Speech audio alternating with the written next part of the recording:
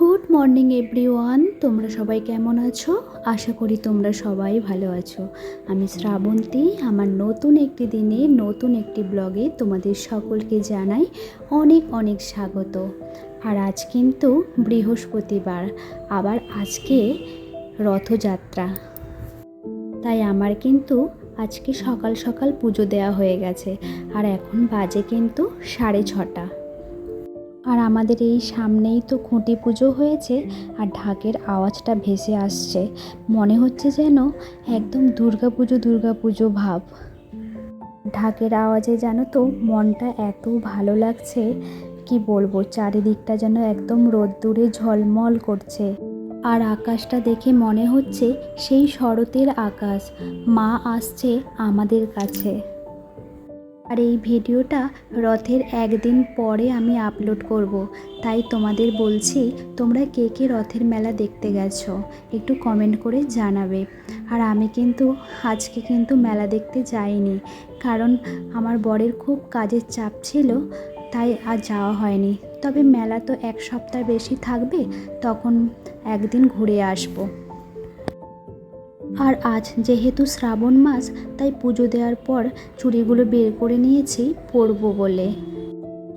আর এদিকে দেখো হাতে লাল কালার নেল পালিশও পরে নিয়েছি। চুড়ির কালারের নেল পালিশ ছিল কিন্তু শুকিয়ে গেছে, ওটা আর পরা হয়নি। আর হালকা কালারও ছিল, পরলাম না, ভাবলাম লালটাই পরে নিই। দোকানে যাওয়া হয় না, নেল পালিশ কেনাও হয় না। তবে এই নেল পালিশ কেনার গল্প একদিন তোমাদের সাথে পরের ভিডিওতে শেয়ার করব। আর এদিকে দেখো মোচা আর ছোলাটা একসাথে সেদ্ধ করে নিয়েছি। আর এদিকে আলু কেটে নিয়েছি, আর এখানে নারকেলও কেটে নিয়েছি, এভাবেই কেটেছি। আর এই নারকেলটা আমার বাবার বাড়ির। আর এদিকে দেখো সজনা ডাঁটা, আলু, পটল সমস্ত কিছু কিন্তু কেটে নিয়েছি, আবার নুন হলুদ মেখেও নিয়েছি। আর এদিকে ধনে পাতা। আর সজনা ডাঁটাটা খুব টেস্টি ছিল গো, গন্ধটাও বেশ সুন্দর। আমি ভেবেছিলাম হয়তো এই ডাঁটাটা ঠিক হবে না, কিন্তু সত্যি বলছি খুব ভালো। আর ধনেপাতার গন্ধটাও ছিল। আর বড়ি দিয়ে ঝোল করব। আর এদিকে দেখো তোমাদের সাথে কথা বলতে বলতে আমার কিন্তু রান্নাটাও হয়ে গেছে, মোচার ঘন্ট। তবে একটা কথা জানো তো, মায়ের মতো কিন্তু মোচার ঘন্ট হয়নি, আমি আমার মতো করে করেছি। আর আমার মায়ের হাতে ছাড়া মোচার ঘন্ট কারো হাতে ভালো লাগে না, হয় না?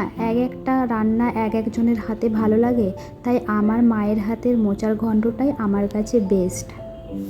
আর আমি কিন্তু আজকে মোচার ঘন্টটা নিরামিষ রান্না করেছি, ওই নারকেল আর ছোলা দিয়ে। এটা চিংড়ি মাছ দিয়েও করা যায়। আর এদিকে দেখো এই রান্নাটাও কিন্তু কমপ্লিট হয়ে গেছে। ধনেপাতা দিয়েছি তো এত সুন্দর গন্ধ বেরিয়েছে, ঝোলটা কিন্তু খুব টেস্টি হয়েছিল খেতে। আর জানো তো আমার বাবা যখন অফিস যেত তখন বড়ি নিয়ে আসতো, আর ওই একটা বড়ির দাম ছিল 6 টাকা থেকে 7 টাকা। আর ওই বড়ি যখন মা ঝোলে দিত, বড়িটা কত বড় হয়ে যেত। আর ওই বড়ির যে কী টেস্ট তোমাদের কি বলবো, ভীষণ খেতে সুস্বাদু হতো। এদিকে দেখো কৌটোগুলো সব এলোমেলো হয়ে আছে, ভাবলাম এগুলো আজকে গুছিয়ে নিই আর ভালো করে পরিষ্কার করে নিই। আর দেখো আমার সব কিন্তু কৌটো গোছানো হয়ে গেছে, আর পরিষ্কারও করে নিয়েছি, একটু চেঞ্জ করেছি, এভাবেই গুছিয়েছি। মাঝে মাঝে চেঞ্জ করে গোছাতে ভালো লাগে। আর একটা জিনিস তোমরা নোটিশ করেছো, সমস্ত ডালের কৌটো কিন্তু আমি এক জায়গায় করে নিয়েছি, আসলে রান্নার সময় না নিতে খুব সুবিধা হয়। আর এদিকে দেখো চালের জায়গাটাও আমি সুন্দর করে পরিষ্কার করে নিয়েছি। ভিডিওটা আর বেশি বড় করব না, তাহলে বন্ধুরা আজ এখানেই থাক। আমার ভিডিওটি যদি তোমাদের ভালো লেগে থাকে তাহলে please like, comment, share and subscribe করে দিও। ভালো থেকো, সুস্থ থেকো, সাবধানে থেকো। আবার দেখা হবে নতুন একটি ব্লগে। টাটা বন্ধুরা।